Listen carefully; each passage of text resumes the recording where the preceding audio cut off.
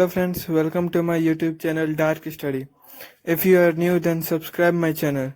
In my previous video, we have learnt about binding energy and binding energy per nucleon. So friends, today we will learn more about binding energy per nucleon. We can understand this topic in terms of short range nature of nuclear force. As nuclear forces are short range, the nucleon inside the nucleus interact with a fixed number of nucleons surrounding it. Friends, if we imagine that each nucleon as a sphere and all these spheres are closely packed, then each nucleon has 12 neighboring nucleon touching it. Therefore, they form 12 pairs with each other for nuclear interaction. Friends, when all the A nucleons are in the interior of a nucleus, they will form 6 A pairs. Thus, the binding energy required to form these pairs are directly proportional to A. And this energy is also called volume energy. And its formula is BV, that's equal to A1 into A. But some of the nucleons which are at surface of nucleus and they do not interact with 12 nucleons, and this led to decrease in binding energy, and this decrease is proportional to the surface area or R square.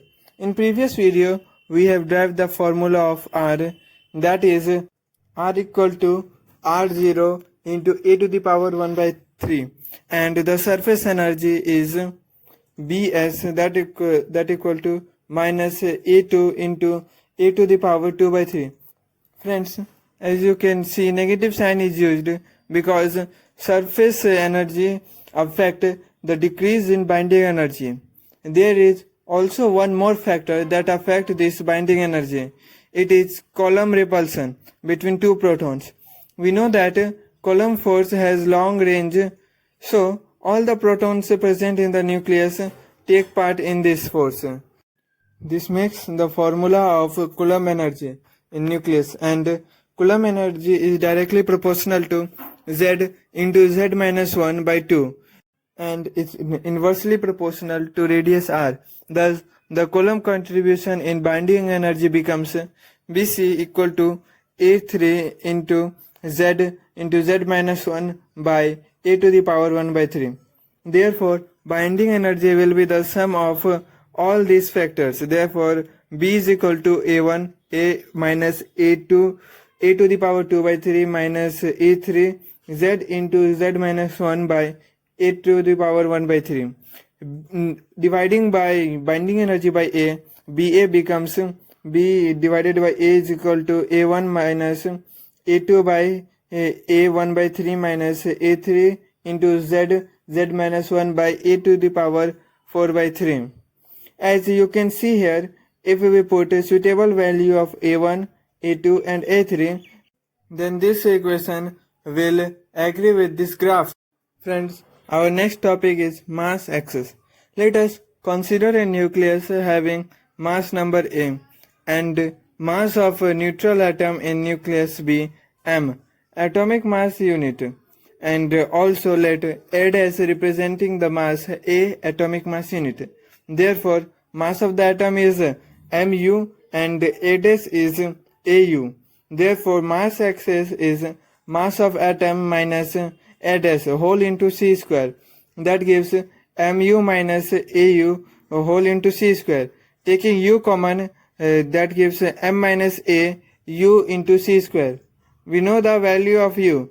In my previous video, I have shown how to get the value of U. Go there and check it out. So, our mass axis becomes m minus A into 931 MeV by C square into C square. So, it becomes 931 m minus A MeV. So, this is our mass axis. Friends, we are now going to study about radioactive decay. In this topic, we will study that how unstable nuclides decay with time. As we know, these unstable nuclides are found in nature or are prepared in the laboratory. There are two main processes by which an unstable nucleus decay. They are alpha decay and beta decay. First, we will study about alpha decay.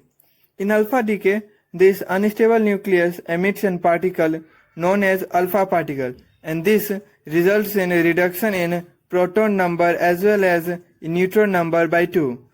And this alpha decay is represented as X having mass A and proton Z decays into Y A minus 4 and Z minus 2 plus He. Here we subtract 4 from A because A is made up of N plus Z, and if 2 is reduced from both, then A will be reduced by 4, and this decay results in formation of He. When we change the proton number, the element itself changes, and hence the chemical symbol and chemical properties also changes. As we see this equation, we get the resultant element is completely changed. And friends, the nucleus before the decay are called parent nucleus, and the resulting nucleus is called daughter nucleus. In the above equation, parent nucleus is X and the daughter nucleus is Y. An example is given for alpha decay. Here Bi having 212 atomic mass and 83 atomic number decays and form Tl having 208 atomic mass and 81 atomic mass number plus helium. Here parent nucleus is bismuth having 83 protons and 129 neutrons, and daughter nucleus is thallium with 81 protons and 127 neutrons. Alpha decay occurs in all nucleus with at mass number greater than 210. As Coulomb repulsion force is long range, due to this two heavy nucleus are unstable and emits alpha particles to decrease its mass number and move toward stability. As in above example, rest mass energy of bismuth is larger than the sum of the rest mass energy of the products of thallium and helium. The difference between this rest mass energy of initial constituent and final product is called Q value. So the rest mass energy of initial constituent is Ui and final product is Uf. So Q value is Ui minus Uf. As nuclear process is very large process, so this definition is valid not only for alpha decay but also for nuclear forces.